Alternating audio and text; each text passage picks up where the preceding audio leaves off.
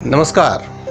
शिवपुरी जिले का खनिया धाना स्वातंत्र्य समर का जीता जागता दस्तावेज है। न केवल खनिया धाना का राज परिवार बल्कि यहाँ की आम जनता ने भी अंग्रेजों से दो दो हाथ किए थे। यहाँ तक कि जब अंग्रेजों ने तत्कालीन महाराजा खलक सिंह को उनकी विद्रोही गतिविधियों के चलते सत्ताच्युत कर दिया और प्रभुदयाल श्रीवास्तव को रेजिडेंट नियुक्त कर दिया, तो 56 गांव के किसानों ने अपनी 56 इंची छाती का परिचय देते हुए फसल उगाना ही बंद कर दिया।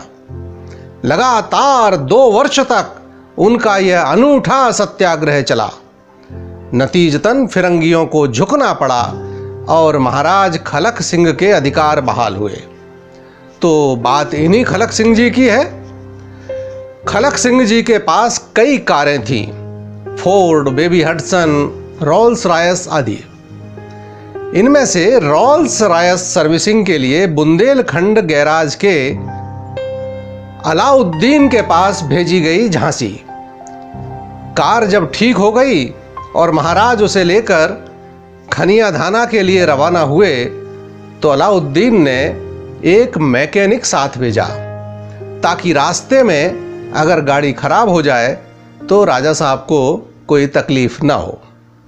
बबीना के पास महाराज खलक सिंह ने लघु शंका के लिए कार रुकवाई, किंतु जब वे एक पेड़ के नज़दीक पेशाब करने बैठे तभी एक काला भुजंग सांप पेड़ की जड़ में से निकल आया।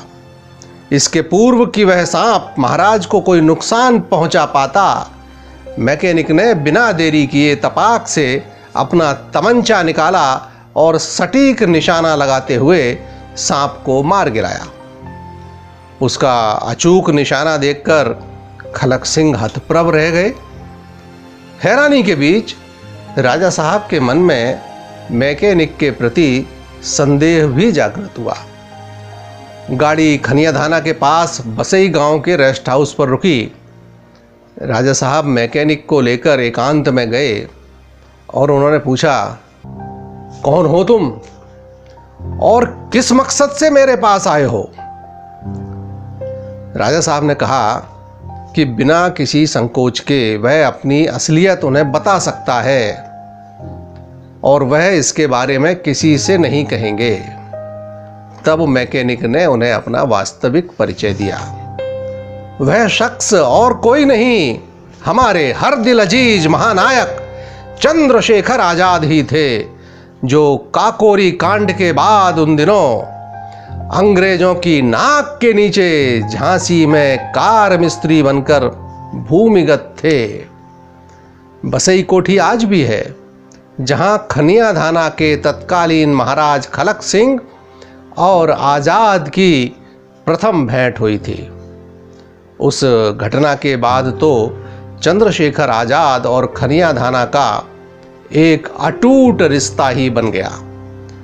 खनिया धाना स्टेट के तत्कालीन राजा खलक सिंह जूदेव राष्ट्रभक्त हैं, यह जानकारी संभवतः आजाद को रही होगी और बहुत संभव है कि वे योजना के तहत ही उनके साथ मैकेनिक बनकर झांसी से निकले हों ताकि राजा साहब से आर्थिक और शस्त्रों के लिए मदद ली जा सके। जो भी हो, आगे चलकर राजा साहब खलक सिंह चंद्रशेखर आजाद के सहयोगी तो बने ही। जब जूदेव को आजाद की असलियत का पता चला तो वो उन्हें गोविंद बिहारी मंदिर का पुजारी बनाकर पंडित हरिशंकर शर्मा का छद्म नाम देकर खनिया धाना ले आए। आजाद 6-7 महीने खनिया धाना के गोविंद बिहारी मंदिर में रुके। रात को वो मंदिर में रहते और दिन में 3 किलोमीटर दूर सीतापाठा मंदिर की पहाड़ी पर चले जाते और अपने बनाए बमों का परीक्षण करते या मास्टर रुद्र नारायण, सदाशिव मलकापुरकर और भगवान दास माहौर जैसे अपने कई क्रांतिकारी साथियों को बंदूक चलाने की ट्रेनिंग देते। उन्हें बम बनाने का जरूरी सामान राजा खलक सिंह उपलब्ध करा देते थे। उनके टेस्ट किए हुए बमों के निशान आज भी सीतापाठा की चट्टानों पर मौजूद हैं। हालांकि देखभाल के अभाव में ये निशान धीरे धीरे लुप्त होते जा रहे हैं। अपने अंदर भारतीय क्रांतिकारी इतिहास समेटे खुले आसमान के नीचे बिखरे इन निशानों की देखभाल करने वाला कोई नहीं है। इनके बारे में बताने वाले भी धीरे धीरे कम होते जा रहे हैं। उन दिनों एक 12 वर्षीय बालक नाथूराम छापकार उनकी सेवा टहल को तैनात रहते थे, जिन्हें बाद में लोगों ने उसी सीतापाठा शिव मंदिर में सन्यासी जीवन जीते देखा। नाथूराम ही क्यों, महाराज खलक सिंह भी आजाद की शहादत के बाद सन्यासीवत ही हो गए और अंततः 1935 में महल छोड़कर बसई के राम मंदिर में ही रहने लगे। उनके उत्तराधिकारी बेटे देवेंद्र प्रताप जी की मार्च 1968 में कैंसर के चलते असामयिक मृत्यु होने पर भी खलक सिंह खनियाधाना राजमहल में नहीं आए।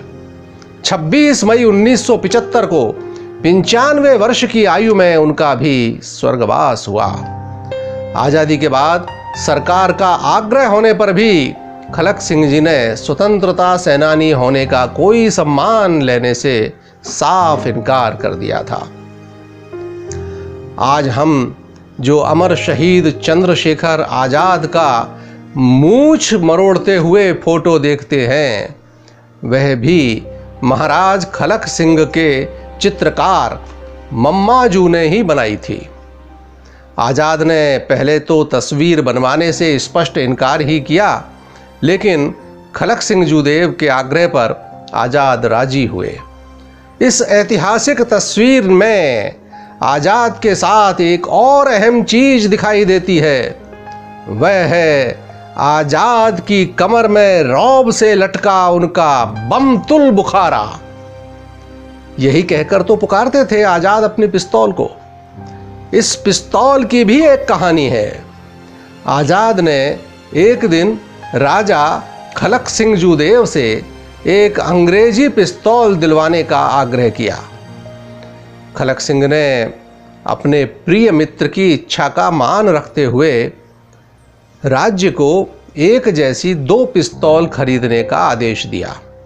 उन दिनों ऐसी आधुनिक रिवॉल्वर खरीदने के लिए वायसराय की अनुमति लेनी होती थी और उसे खरीदने का कारण बताना होता था।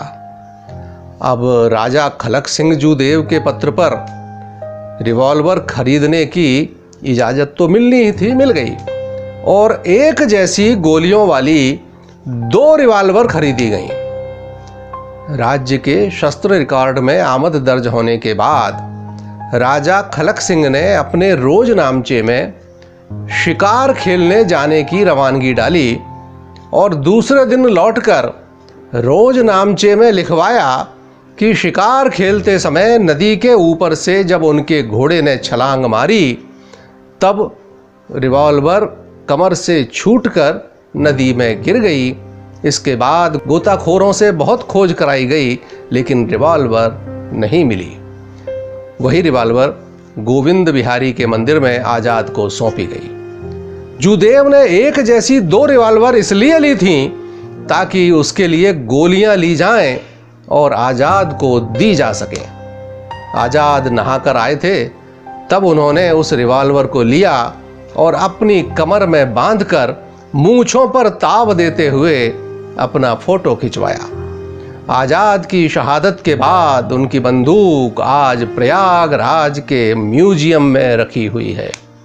समय समय पर उक्त घटनाक्रम का विवरण शिवपुरी के पत्रकार श्री प्रमोद भार्गव और साहित्यकार श्री अरुण अपेक्षित द्वारा प्रकाशित करवाया गया और आज आप सबके साथ हम साझा कर रहे हैं।